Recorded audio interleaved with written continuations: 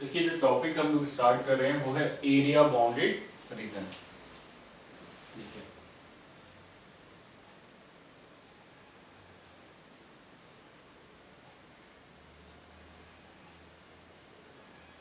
हम लोगों ने डेफिनेट इंटीग्रल से ये सीखा था कि a से b f of x dx। ये हम लोग क्या करते थे, डेफिनेट इंटीग्रल में ये एक्सप्रेशन से फैमिलियर हैं, a से b f of x dx। यहां पर इस एक्सप्रेशन का मीनिंग क्या है कि fx x एक्सिस और इस लिमिट्स के बीच में जो एरिया बाउंड हो रहा है। देखिए सपोज करिए कि आपके पास ये fx है, ये x डैश, ये y डैश है। x की वैल्यू यहाँ x is equals to a से x is equals to b तक है। तो जो एरिया यहाँ पर बाउंड हो रहा है वो किसके इक्वल होगा, a से b f of x dx। ये होगा एरिया के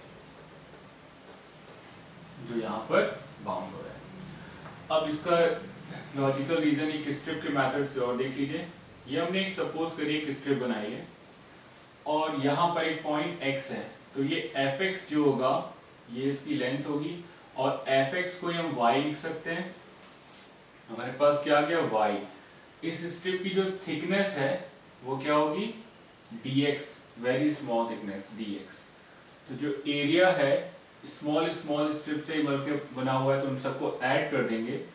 जो लिमिट एज सम में हम लोगों ने सीखा है a से b y dx, और y मीन्स क्या होगा fx।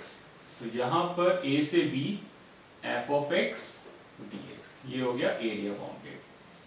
Area between fx x axis and their limits x is equals to a से x is equals to b तक। देखिए एरिया हम लोग जरूरी नहीं कि x एक्सिस के अलोंग ही बाउंड करें, एरिया y एक्सिस के अलोंग भी बाउंड हो सकता है और वो कैलकुलेट हो सकता है। उसकी जो सेकंड सिचुएशन बनेगी वो आप ऐसे देख लीजिए। यहां पर कोई एक फंक्शन है gy, x is equals to gy मान लीजिए। y is equals to fx है, x is equals to gy, और यहां पर लिमिट्स हैं x is equals to a से, sorry y is equals to a से y is equals to b तक। तो यहां पर जब हम एरिया कैलकुलेट करने जा रहे हैं, ये देखिए ये जो कर्व है इसमें जब हम एक स्ट्रिप एज्यूम करेंगे तो स्ट्रिप क्या कर रही है, अगर x एक्सिस के अलोंग, तो यहां पर ये कर्व के ही दोनों पार्ट्स को टच कर रही है। एरिया बाउंडेड करते वक्त एरिया बाउंडेड रीजन में हमें ध्यान रखना है कि जब भी हम एरिया निकालें तो जो दो फंक्शंस के बीच में आपको एरिया निकालना है, स्ट्रिप उन दोनों को टच करनी चाहिए। जैसे यहाँ पर x एक्सिस को और ये fx को हमें इन दोनों से बाउंडेड एरिया निकाला था, तो जो हमारी स्ट्रिप है ये इसको टच कर रही है और इसको टच कर रही है। सेम कर्व को अगर टच कर रही है तो हम ऑल्टरनेट ढूंढते हैं कि किसी और मेथड से तो नहीं निकल जाएगा। यहां पर हम लोगों ने x एक्सिस के अलोंग इसलिए नहीं निकाला है कि जो कर्व है उसमें जब हम स्ट्रिप एज्यूम कर रहे हैं तो एक ही कर्व को दोनों जगह टच कर रही है। यहां पर देखिए सिचुएशन अलग है। ये देखिए ये जो स्ट्रिप आ रही है ये y एक्सिस को टच कर रही है और यहाँ पर कर्व gy को टच कर रही है। तो ये जो एरिया निकल कर आएगा, ये जो एरिया निकलेगा वो किसके इक्वल होगा, a से b, यहाँ पर y की वैल्यू है और क्या लिखेंगे gy dy के। यहां पर जैसे हम लोग a से b f of x dx निकालते हैं तो fx क्या होता है, वैल्यू ऑफ y। एग्जाम्पल देखिए जैसे y is equals to x square plus 2 है, तो ये y की वैल्यू एक्स स्क्वायर प्लस 2 यहां पर रखी जाएगी। fx की जगह पर एक्स स्क्वायर प्लस 2 प्लेस करेंगे, ये तो fx है। वैसे यहां पर gy में क्या करेंगे, जैसे एक्सप्रेशन है x plus y is equals to 1, तो यहां पर gy means value of y from the expression x is equals to y minus 1, ये वैल्यू यहां पर आप प्लेस करेंगे। और इसके आगे एक सिचुएशन, दो सिचुएशंस और भी हैं। अब देखिए अगर कोई कर्व ऐसा है,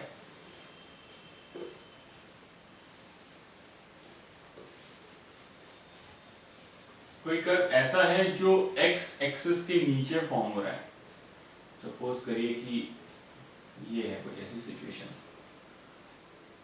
ये लिमिट है x is equals to a से x is equals to b और ये है fx। ठीक है, स्ट्रिप का कॉन्सेप्ट इसलिए ध्यान में रखेंगे, काफी यूजफुल कॉन्सेप्ट है। तो यहाँ पर ये अलग अलग जिसके बीच में एरिया निकालना है, स्ट्रिप को उन दोनों को टच करना चाहिए। यहाँ पर जो एरिया निकल कर आएगा वो a से b f of x dx होगा। उसी प्रोसीजर को फॉलो करेंगे, पर ये जो एरिया है इसका मैग्नीट्यूड नेगेटिव आएगा क्योंकि x एक्सिस के नीचे है। तो ऐसे एरिया को सॉल्व करने के लिए हम क्या करेंगे, एरिया कैलकुलेट करने के बाद मैग्नीट्यूड ले लेंगे, इट मींस उसकी मॉडुलस वैल्यू। ऐसा जब भी केस होगा तो आप क्या करेंगे, उस एरिया को नॉर्मल मेथड से सॉल्व करिए और उसके बाद उसका मैग्नीट्यूड ले लीजिए। अब देखिए सेकंड सिचुएशन ऐसी हो सकती है कि कुछ पार्ट ऐसा है, जैसे सपोज करिए एक पार्ट ऐसा है, ऐसे करके कोई बन रहा है, x is equals to a है, ये b है और ये x is equals to c है। ऐसे केस में जब आपको एरिया बॉन्ड निकालना है कि एक पार्ट तो एक्स एक्सिस के ऊपर है और दूसरा वाला पार्ट एक्स एक्सिस के नीचे है, तो आप क्या करेंगे, a से b f ऑफ x निकाल लीजिएगा। ये फंक्शन हमारे पास fx है, dx प्लस b से c f of x dx निकल जाएगा। पर हमको ये मालूम है कि ये जो एरिया है इसका मैग्नीट्यूड नेगेटिव आएगा, तो अब आप इसको, इसके साइन को एडजस्ट करके मैग्नीट्यूड मॉड के साथ रखेंगे। अगर इसका एरिया a1 है और इसका एरिया a2 है तो कंबाइंड एरिया a क्या होगा, a से b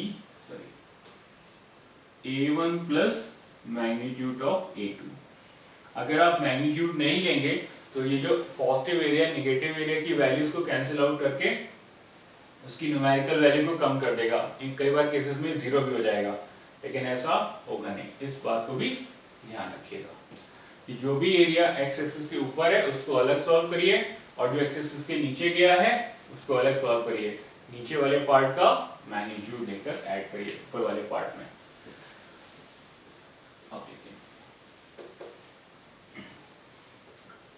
अब एक केस ये हो सकता है जब आपको एरिया बाउंड्री निकालना है। जैसे सपोज करिए आपके पास ये दो कर्व हैं, एक है fx और दूसरा है gx, और लिमिट्स दोनों को कर्व को इंटरसेक्शन सॉल्व करने पर आपके पास आई है x is equals to a, x is equals to b। तो जो दोनों से बाउंडेड एरिया है दोनों कर्व से वो ये वाला है। तो अब आप कैसे निकालेंगे, देखिए पहले आप a से b, अच्छा यहाँ पर ये भी चेक कर लीजिए कि स्ट्रिप देखिए दोनों को टच कर रही है, हाँ, तो x एक्सिस के अलाउंग निकालना ठीक सही रहेगा। अगर ये सिचुएशन कुछ ऐसी आई होती, ऐसे ये सिचुएशन अगर ऐसे होती तब हम x एक्सिस के अलाउंग ना निकाल करके y एक्सिस के अलाउंग निकालते, क्योंकि यहाँ पर जो हमारे पास स्ट्रिप आएगी वो दोनों कर्व को टच कब करेगी, जब हम एरिया y एक्सिस के अलाउंग निकालेंगे। तो यहाँ से यहाँ तक की जो लेंथ होगी स्ट्रिप की, देखिए पूरी लेंथ कितनी है, यहाँ पर x की वैल्यू रखेंगे तो ये पूरी लेंथ आ जाएगी gx, अपर कर्व तो यहाँ पर gx ही है और लोअर कर्व क्या है fx, तो gx माइनस fx और लेंथ कितनी होगी, थिकनेस इसकी dx, ये निकल आएगा। यहाँ पर ये जरूरी है कि upper curve minus lower curve करें। अगर आपको ये ध्यान नहीं रखना है कि कौन सा कर्व ऊपर है कौन सा नीचे है, तो सिंपली आप जो भी लगाना चाहें उसके बाद उसके वैल्यू के आगे मॉड ले लीजिएगा। तो आपको ये ध्यान रखना है कि fx कहाँ पर है, gx कहाँ पर है। लेकिन ज्यादातर केसेस में याद रखिएगा कि जो अपर कर्व है उससे ये वाला एरिया बाउंडेड होगा पूरा और लोअर कर्व से ये वाला बाउंडेड होगा नीचे वाला, तो ये जो एरिया निकाल रहे हैं ये क्या होगा, upper curve this whole area minus lower curve, ये नीचे वाला एरिया, ये बाउंड्री निकल कर आएगा। अगर आप आइडेंटिफाई इजीली कर रहे हैं कि कहाँ पर fx है और कहाँ पर gx है तो फिर मॉड देने की जरूरत आपको नहीं है। एरिया बाउंडेड रीजन में क्वेश्चंस में थ्योरेटिकल पार्ट इतना ही है, बाकी कर्व्स हैं वो आपको मैं बताऊंगा।